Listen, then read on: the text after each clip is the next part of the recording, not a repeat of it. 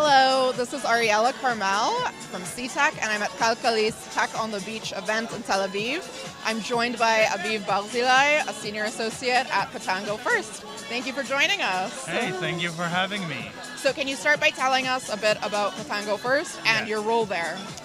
So Pitango First is part of Pitango. We are the largest Israeli VC. We have three funds. We have Pitango First, Pitango Growth, and Pitango Health Tech. I'm working in Pitango First, which is the early stage fund. We are doing seed and A investment. So like three entrepreneurs in a slideshow, focusing on deep tech, application software, enterprise software, a lot of other things. We are investing from areas like quantum computing to blockchain, fintech to insurtech.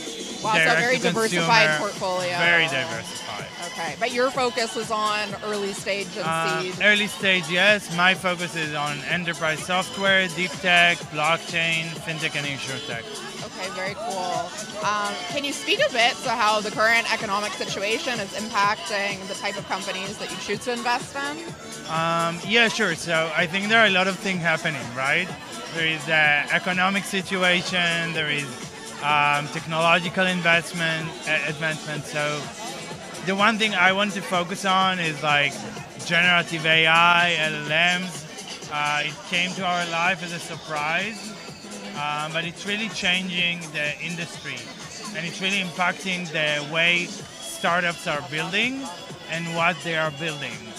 And I think this is something that is very substantial.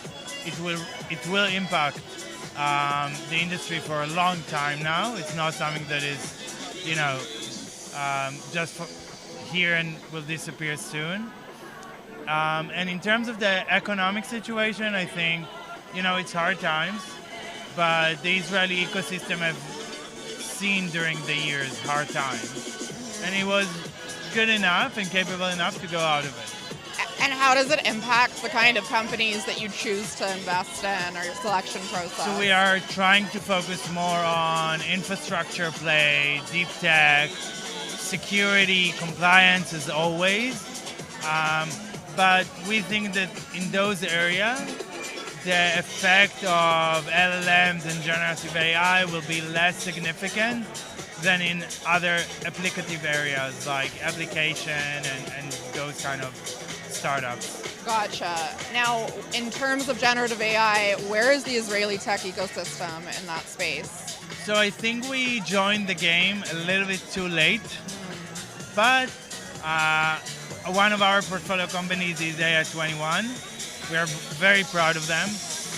They are a global player, and we think that they are a good example for Israeli entrepreneurs that going really deep, trying to understand the problems and solve them with creative ideas. So I think that although we are joining the game a little bit too late, we're in a very good position to lead. Gotcha.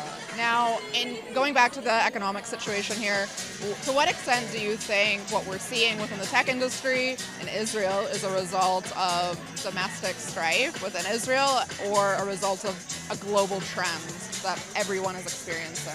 So I think in terms of the domestic issues, I think it's really the biggest impact is on creativity and the willingness to take risks. And I think this is something that is temporary. However, it's really deep. In time that everything looks good and safe, you have more willingness to take risks. Right. And this ecosystem has been built on taking big risks. Right. Creativity is something that you have when you're happy and when you want to create.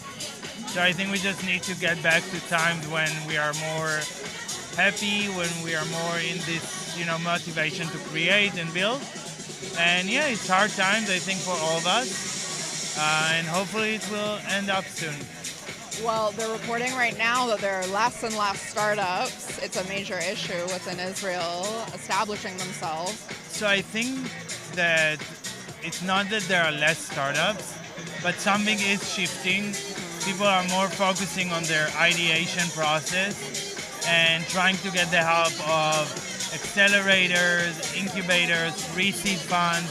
So you don't think that it's partially a result of difficulty to find investors and a sufficient I amount don't of think that investors? the problem is finding investors, because I think the capital availability is still high.